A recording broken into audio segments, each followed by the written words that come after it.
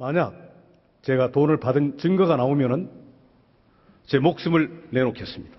어떠한 증거라도 만약 이완구가 망인으로부터 돈을 받은 증거가 나오면 제 목숨을 내놓겠습니다.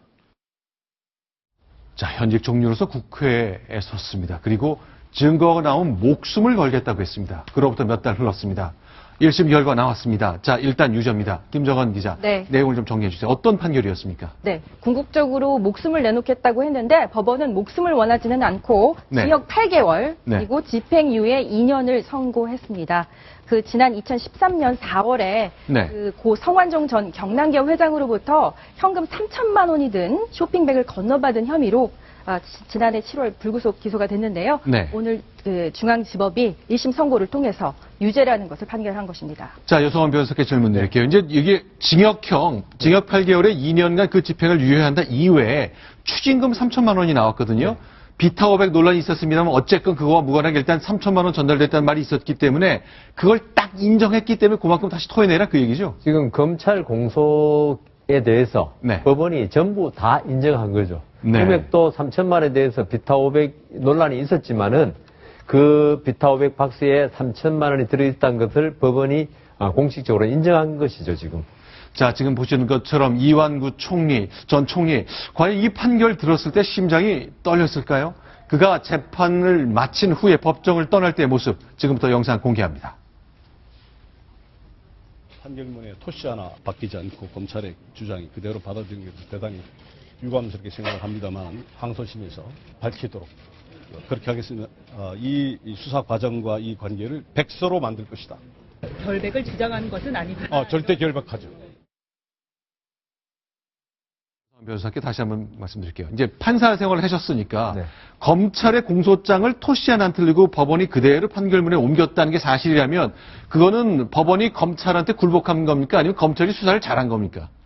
검찰이 증거를 잘 제출했다고 봐야겠죠. 네. 검찰이 그 공소장을 제출한 다음에 이제 가장 중요한 것은 이 사건과 같이 피고인이 극렬하게 다툴 때는 네. 결국 증거를 얼마나 잘 제출해서 판사를 설득하느냐가 재판이거든요. 네. 지금 이완구 전 총리 결백을 끝까지 주장하겠다. 나는 결백하다 하지만은 재판이란 게 실체적 진실 중요하지만 자기 주장이 맞기 위해서는 그에 맞는 증거를 제출하는 게 더 중요합니다. 그런데 네. 이완구 총리 측에서 전 총리 측에서 자기 신의 결백을 주장할 만한 많은 증거를 제출했겠죠. 그렇지만 이완구 전 총리 측의 증거 제출이 판사를 전혀 설득시키지 못했다는 지금 그런 결론이 된 거죠.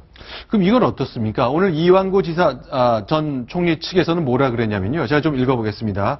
자, 이렇게 이제 녹음한 것이 증거 능력이 채택됐기 때문에 자, 내가 이 말을 하고 죽었다. 그러니 너희를 한번 처벌받아봐라. 이런 뜻으로 고인이 그 음성을 남겼다는 건데 이게 유죄로 받아들일 경우에는 앞으로 거짓말을 해놓고 목숨을 끊는 사람이 늘어날 것이다. 이렇게 얘기했거든요. 이완구 전 총리는 충분히 지금 네. 그게 가장 중요한 증거로 채택됐기 때문에 그 말을 하겠지만은 법원의 입장은 그렇습니다. 대법원 판례도 그렇고요. 사람이 거짓말을 할 수도 물론 있지만은 네. 사람이 자기 목숨을 마지막에 끊는 데서 무슨 네. 욕심이 있겠나. 그럴 경우에는 그 임종 직전, 네. 죽음 직전의 한 진술은 신빙성이 아주 높다는 게 그 판례로도 지금 확립돼 있고, 그다음 저희들이 판사들이 일반적으로 생각할 때 저 네. 사람이 자기 목숨을 자기가 무슨 이해관계, 그게 금전적이라든가 권력을 가진다든가 이럴 경우에는 그걸 차지하기 위해서 거짓말 할 수 있지만 죽는다는 걸 그걸 모든 걸 내려놓는다는 거 아니겠습니까? 그 내려놓는 사람이 과연 무슨 욕심에서 일부러 다른 사람을 갖다 처벌까지 하면서 거짓말 하겠냐.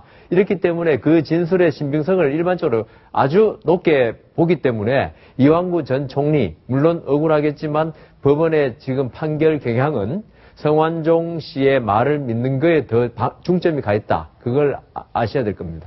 네, 1년쯤 전에 성완전 전 의원이 충청포럼이라는 모임을 통해 알고 있는 고향 후배죠. 경향신문 한 부장에게 전화를 걸었습니다. 그 긴 인터뷰 내용이 녹음이 됐는데 그 가운데 오늘 판결이 나온 이완구 전 국무총리 관련 대목 다시 한번 들어보겠습니다. 이완구도 지난번에 그 보궐선거 했지 않습니까? 선거 사무소 거기 가서 가서 내가 한 달 정도 거기 있으면서 내가 이 양반한테도 한 3천만 원 주고 네, 선고사무소에 가서 이 양반에게서 3천만 원 주고 저 대목을 우리 법원은 받아들인 것 같습니다. 자, 오늘 아침 법정에 들어설 때 이완구 총리 좀 지지자들도 굉장히 많이 왔고요. 좀 태극기를 든 분까지 나와서 애국심에 호소한다면서 무죄를 주장하고 싶었던 것 같네요. 네, 지금 보시는 대로 아침에 법원이 판결을 내놓기 전 법정에 들어서고 있는 이완구 전 국무총리 모습. 그런데 네. 태극기를 들어가지고 결국 판사한테 이완구 총리가 진짜 결백하다는 걸 말하고 싶어 했던 것 같습니다. 네. 그런데 태극기를 들려면 한 그저께나 좀 전에 판결문 작성하기 전에 들어야지 네. 판사가 마음이 움직이지. 선고하기 전날 바로 그날은 이미 판결문 다 작성되고 법정에서 읽는 날인데 태극기를 듣는다고 해서 판사가 결론을 바꿀 것 같지는 않은데 좀 늦은 것 같습니다. 알겠습니다. 자, 이완구 전 총리 이제 항소하겠다 그랬고요. 이 모든 과정을 백서로 남긴다고 했기 때문에 자, 나는 결백하고 얼마나 검찰의 수사와 법원의 판결 과정에 문제가 있었는지 명백하게 기록에 남기다고 했습니다.